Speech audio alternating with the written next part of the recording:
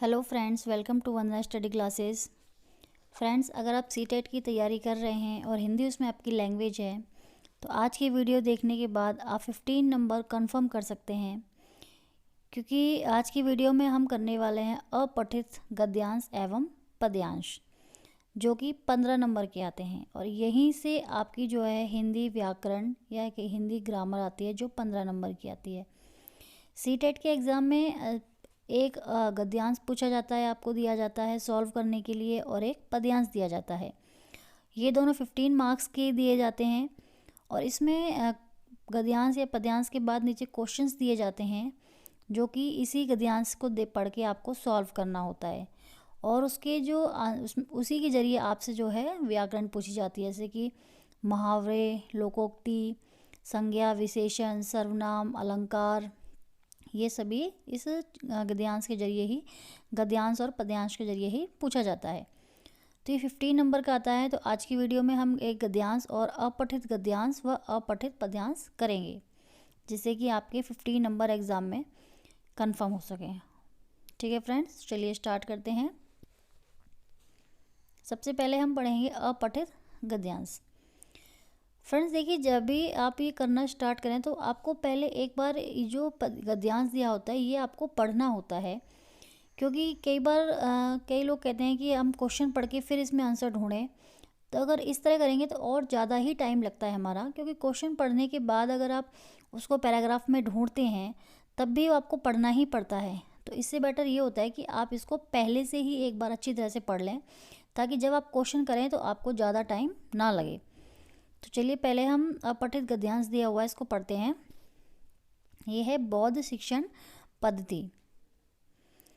बौद्ध शिक्षण पद्धति का आरंभ स्वयं बुद्ध ने सरल तथा जनमानस की भाषा में जीवन के तत्वों के उपदेश तथा जगह जगह चर्चा करके किया। उद्देश्य तथा जगह जगह चर्चा करके किया।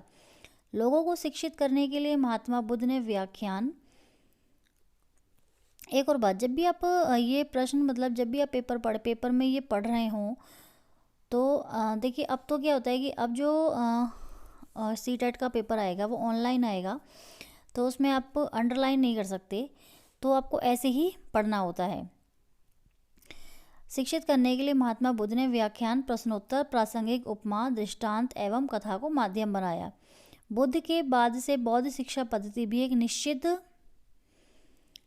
स्वरूप संगठन के साथ हिंदू शिक्षा पद्धति से अलग स्वतंत्र शिक्षा पद्धति के रूप में विकसित हुई।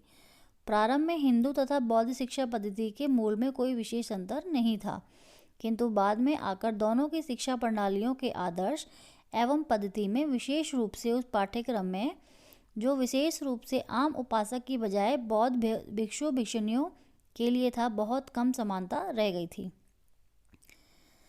बौद्ध धर्म में शिक्षा प्रारंभ संस्कार ब्राह्मणों के उपनयन संस्कार की भांति होता था। बौद्ध संघ में सम्मिलित होने के लिए 2 संस्कार आवश्यक थे। प्रथम था पबज्जा और दूसरा था उपसंतदा। पबज्जा से उपासकत्व का प्रारंभ होता था। उपनयन की भांति इसे भी आध्यात्मिक जन्म कहा गया है। यह 8 वर्ष से अधिक आयु के किसी भी व्यक्ति को दी जा सकती थी। संरक्षक की अनुज्ञा इसके लिए आवश्यक थी। व्यक्ति को 3 प्रकार की शरण की शपथ एवं 10 धर्मादेश दिए जाते थे। यह शरण बुद्ध धर्म एवं संघ की होती थी। 10 धर्मादेशों में निम्न की मनाही थी, मतलब 10 धर्मादेश हुआ करते थे बौद्ध धर्म में, और उनमें क्या क्या मनाही थी, मतलब कुछ चीज़ें मना थी उस उपदेशों में। वो थी पारिवारिक जीवन, ऐसी वस्तु ग्रहण करना जो दीना हो, अशुद्ध आचरण, झूठ बोलना, मादक द्रव्यों को सेवन, असमय भोजन, नृत्य गायन, पुष्पमाला, इत्र, गहने आदि का प्रयोग, उच्च आसन का प्रयोग और सोना एवं चांदी की प्राप्ति। फ्रेंड्स, ये हमने पैराग्राफ यानी गद्यांश हमने रीड कर लिया है, और अब हम इसके देखेंगे इसके क्वेश्चन। इसी तरह सीटेट में भी आपके एग्जाम में भी इसी तरह आएगा कि पहले आपको पैराग्राफ दिया होगा और उससे रिलेटेड गद्यांश होगा, उसमें 9 या 10 प्रश्न दिए होंगे, और ऐसे दूसरा पार्ट होगा जिसमें पद्यांश दिया होगा, यानी एक पोएम का पार्ट दिया, एक पोएम का एक पैराग्राफ दिया होगा, और उसमें 5 से 6 से 7 क्वेश्चन आपके दिए होंगे। टोटल 15 क्वेश्चंस होते हैं ये।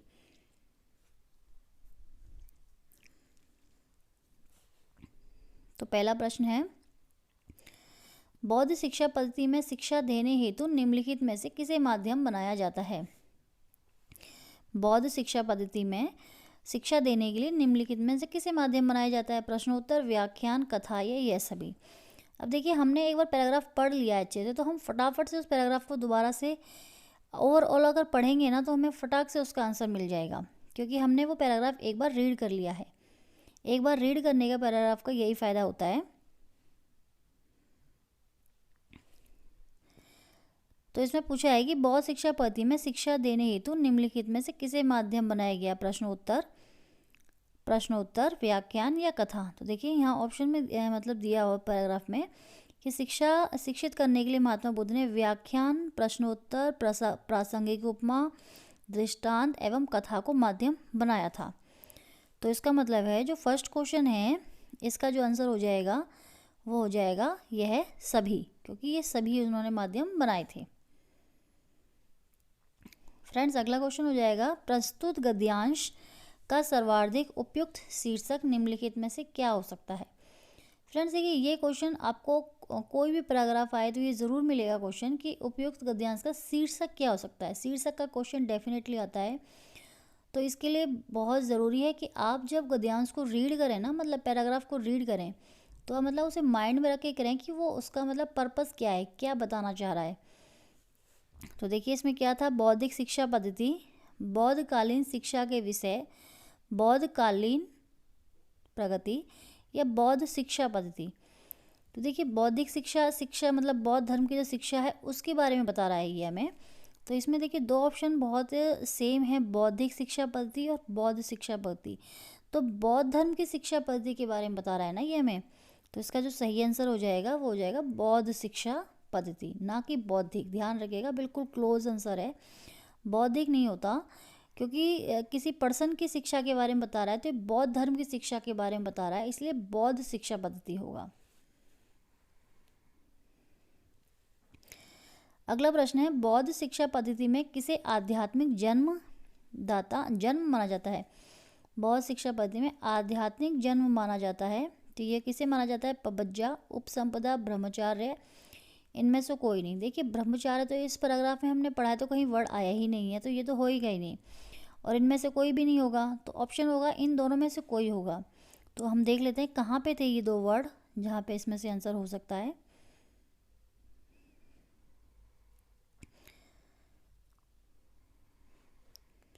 देखिए, ये था, प्रथम था पबज्जा और दूसरा था उपसंपदा। पबज्जा से उपासक तत्व का प्रारंभ होता था और उपनयन की भांति इसे आध्यात्मिक जन्म कहा गया। देखिए, उपनयन की भांति आध्यात्मिक जन्म कहा गया है। तो इसका मतलब किसको कहा गया है? पबज्जा को कहा गया है इसको। तो इसमें क्वेश्चन में क्या हो जाएगा सही आंसर? तो इसमें सही आंसर यही हो जाएगा, पबज्जा। ये इसका सही आंसर हो जाएगा। अगला प्रश्न है, बौद्ध शिक्षा पद्धति के संदर्भ में निम्नलिखित में से कौन सा कथन असत्य पूछा गया? असत्य मतलब गलत है। व्यक्ति को तीन प्रकार की शरण की शपथ दिलवाई जाती थी, 10 धर्मादेशों की मनाही थी, बौद्ध संघ में सम्मिलित होने के लिए 2 संस्कार अनिवार्य थे, 8 वर्ष की आयु के पश्चात ही विद्यालय का संस्कार संपन्न किया जाता था। तो देखिए, जब हम पैराग्राफ पढ़ते हैं ना, तो मैंने भी समझाया आपको कि जब हम पैराग्राफ पढ़ें तो ऐसा नहीं है बस फटाफट हमने रीड कर लिया, रीड करना नहीं। जब भी हम उसको पढ़ें ना, एक एक लाइन को बिल्कुल मतलब थोड़ा ध्यान से पढ़ें कि उसमें को क्या, जो भी पैराग्राफ एग्जामिनर ने दिया है वो उसके ज़रिए क्या क्वेश्चन मतलब क्या बताना चाह रहा है, क्योंकि जो क्वेश्चन आएंगे वो उसी में से ही आएंगे। ठीक है फ्रेंड्स, तो देखिए, अगर हमने ध्यान से पढ़ा है क्वेश्चन पैराग्राफ, तो सबसे साफ दिख रहा है कि 10 धर्मादेशों की मनाही थी, ये ऑप्शन दिया है, जबकि ऐसा नहीं है, क्योंकि बौद्धिक शिक्षा पद्धति में 10 धर्मादेश दिए गए थे और मनाही नहीं थी, तो इसलिए ये कथन असत्य हो जाता है।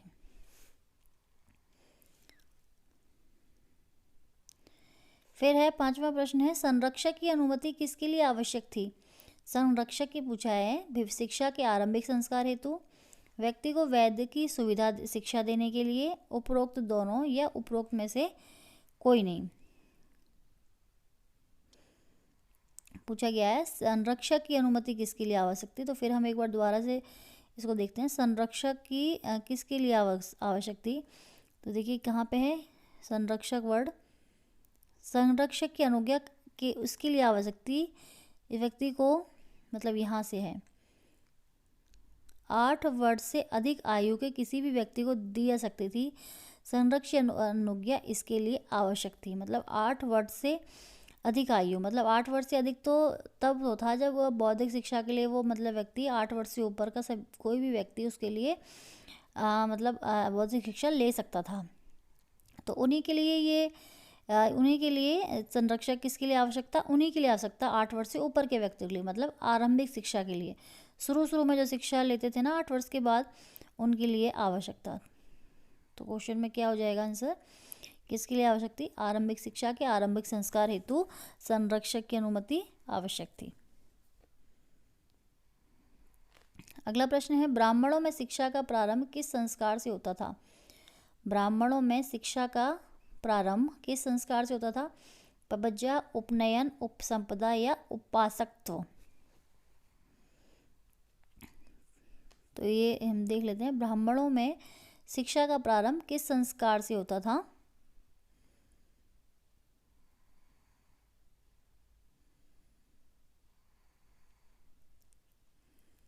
तो देखिए यहाँ लिखा हुआ है इसमें, बौद्ध धर्म में शिक्षा का प्रारंभ संस्कार ब्राह्मणों के उपनयन संस्कार से, उपनयन संस्कार के लिए भांति होता था। तो इसका सही आंसर हो जाएगा उपनयन, उपनयन संस्कार। अगला प्रश्न है प्रासंगिक शब्द में कौन सा प्रत्यय है। प्रासंगिक में प्रत्यय पूछा गया है, गिक, प्रय, इक या प्रा। तो फ्रेंड्स इसमें जो होगा वो हो जाएगा इक प्रत्यय होगा, क्योंकि प्रत्यय उपसर्ग हमेशा मूल शब्द के साथ जोड़ के बनते हैं, मतलब मूल शब्द बिल्कुल एक सार्थक शब्द होना चाहिए। तो इसका हो जाएगा प्रासंग प्लस इक, तो प्रासंगिक बन जाएगा। तो इसमें इक प्रत्यय होगा। फिर है धर्मादेश शब्द क्या है। धर्मादेश शब्द क्या है, संज्ञा, विशेषण, क्रिया या सर्वनाम। तो धर्म आदेश, धर्म का आदेश, तो ये क्या है, ये संज्ञा है। अगला प्रश्न है बौद्ध धर्म में शिक्षा प्रारंभ संस्कार ब्राह्मणों के उपनयन संस्कार की भांति होता था। इस कथन में रेखांकित पद में कौन सा कारक है। संस्कार की भांति, ये सब रेखांकित है, इसमें कारक पूछा गया है, करण कारक, संप्रदान कारक, संबंध कारक या पदान कारक। तो संबंध, इसमें देखिए संस्कार की है तो संबंध का के की, तो मतलब ये कौन सा कारक होगा, संबंध कारक होगा। फ्रेंड्स ये जो आपके गद्यांश पद्यांश है, इन्हीं के माध्यम से आपसे जो है ग्रामर पूछी जाएगी, चाहे अलंकार हो, कारक हो, संज्ञा, सर्वनाम, विशेषण, क्रिया हो, कोई भी मुहावरे, लोकोक्ति, जो भी कुछ है, व्याकरण आपकी अलग से नहीं पूछी जाती है। सीटेट में 30 नंबर का आपका हिंदी आता है अगर हिंदी सब्जेक्ट लिया आपने, और जिसमें से 15 नंबर की आपकी पैडागोजी क्वेश्चंस आएंगे और 15 नंबर की आपकी व्याकरण आएगी। और व्याकरण जो आएगी वो इसी तरह गद्यांश पद्यांश के माध्यम से ही पूछी जाती है। चलिए फ्रेंड्स अब हम नेक्स्ट करते हैं पद्यांश। ये हमने किया था गद्यांश होता है, गद्यांश किया था, और हम करेंगे पद्यांश। पद्यांश जो होता है किसी भी पोयम, किसी कविता का एक पार्ट होता है, पद दिया होता है, उसे हम पद्यांश कहते हैं।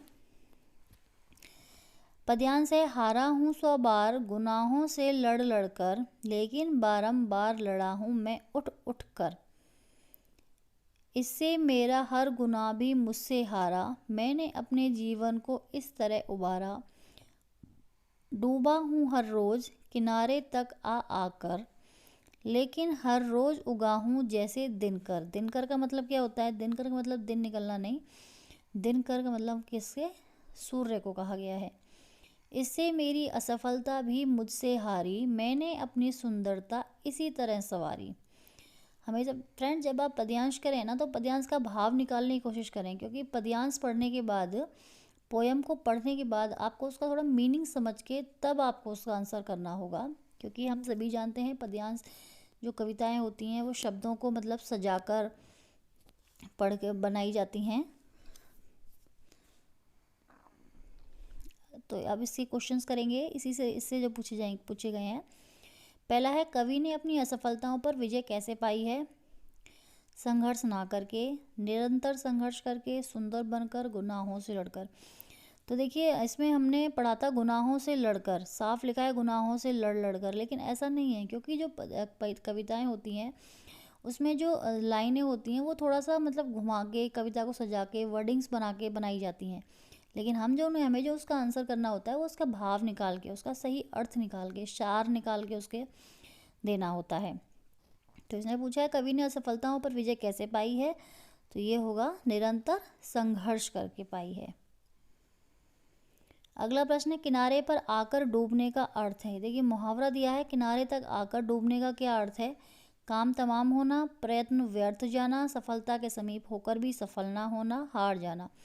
तो किनारे तक आके डूबने का मतलब है कि सफलता के पास आकर भी सफल ना होना। मतलब अगर आप नदी के किनारे आके अगर डूब रहे हो तो उसका मतलब मतलब यही हो जाएगा मुहावरे का कि आप सफलता हो, किसी चीज़ के बहुत सफल हो, किसी सफलता के पास हो, फिर भी आप सफल नहीं हो पा रहे हो।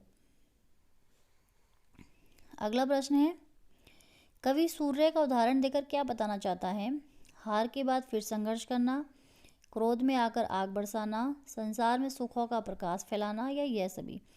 तो सूर्य का उदाहरण देकर कवि यह बता रहा है कि हार के बाद भी संघर्ष करना। जैसे सूर्य रात को डूबता है लेकिन वो हर दिन संघर्ष करके अगले दिन फिर निकल के आता है, तो इसका मतलब यही बताना चाह रहा है कवि। अगला प्रश्न है कवि ने अपना जीवन कैसे संवारा है? जीत कर, खुश रहकर, सूर्य की तरह चमक कर, या हार ना मानकर, संघर्ष करके, निरंतर संघर्ष करके। तो इस कविता के जरिए कवि बता रहा कैसा जीवन संवारा है उसने? हार ना मानकर और निरंतर संघर्ष करके। अगला प्रश्न है उठ उठ में कौन सा अलंकार है? उठ उठ शब्द दिया है कविता में, इसने अलंकार पूछा है। अनुप्रास, उपमा, पुनरुक्ति प्रकाश या रूपक। तो पुनरुक्ति प्रकाश होगा क्योंकि उठ उठ 2 बार रिपीट किया गया है, तो ये कौन सा होगा? पुनरुक्ति प्रकाश अलंकार होगा इसमें। फिर असफलता में प्रयुक्त उपसर्ग क्या है? इसमें उपसर्ग पूछा गया है ता, अस, लता या अ। तो असफलता में ए होगा, असफलता में ए उपसर्ग होगा, ए प्लस सफलता। हमेशा ध्यान रखिएगा उपसर्ग और प्रत्यय में हमेशा उपसर्ग और प्रत्यय निकालने के बाद हमेशा जो मूल शब्द होता है ना वो एक सार्थक शब्द होता है। सार्थक मतलब उसका कोई अर्थ निकल रहा हो, बिना अर्थ के कोई शब्द नहीं होता, ध्यान रखिएगा उपसर्ग प्रत्यय में। तो ए प्लस सफलता हो जाएगा, तो सही आंसर हो जाएगा इसका ए। फ्रेंड्स ये थी आज की वीडियो में मैंने एक गद्यांश और एक पद्यांश करवाया है, जिसके जरिए बताया कि सीटेट में आप किस तरीके से गद्यांश पद्यांश सॉल्व करके 15 नंबर ईजिली प्राप्त कर सकते हैं। क्योंकि जो सीटेट की हिंदी होती है ना, हिंदी या इंग्लिश जो आती है आपकी, ये बहुत टफ नहीं आती है, बट थोड़ा सा इसमें प्रेजेंस ऑफ माइंड चाहिए होता है कि आप उस समय उस चीज़ को किस तरह हैंडल कर रहे हैं। बहुत टफ लैंग्वेज नहीं आती है, सही लैंग्वेज मतलब बहुत इजी भी हम ऐसा नहीं कह सकते कि बहुत इजी आती है, इजी भी नहीं होता, बट उसको समझ कर उसको उस समय करने का प्रेजेंस ऑफ माइंड चाहिए होता है। सीटेट एग्ज़ाम ऐसा है कि जो आपकी मतलब बच्चे का जो भी स्टूडेंट्स एग्ज़ाम देने जा रहे हैं उनका प्रेजेंस ऑफ माइंड, उनकी अंडरस्टैंडिंग चेक करता है बस। आज की वीडियो कैसी लगी आपको? हाँ, गद्यांश पद्यांश सॉल्व करने का मेथड कैसा लगा आपको? कमेंट बॉक्स में ज़रूर बताइएगा। वीडियो अच्छी लगे तो लाइक कर दीजिएगा और अपने दोस्तों को भी शेयर कर दीजिएगा ताकि उनको भी हेल्प मिल सके। चैनल से नहीं जुड़े हैं तो वंदना स्टडी क्लासेस के नाम से चैनल है, प्लीज़ चैनल को सब्सक्राइब कर लीजिएगा। आपका एक सब्सक्राइब और एक लाइक मेरे लिए बहुत इंपॉर्टेंट है। आपके लाइक और सब्सक्राइब से मुझे सपोर्ट मिलता है और मुझे मोटिवेशन मिलता है, तो प्लीज़ लाइक कीजिएगा और सब्सक्राइब कीजिएगा। और सब्सक्रिप्शन के बाद एक बेल आइकन है, उसको प्रेस कीजिएगा ताकि आने वाली वीडियो को आपको नोटिफिकेशन टाइम से मिलता रहे। Thank you. जय हिंद, जय भारत।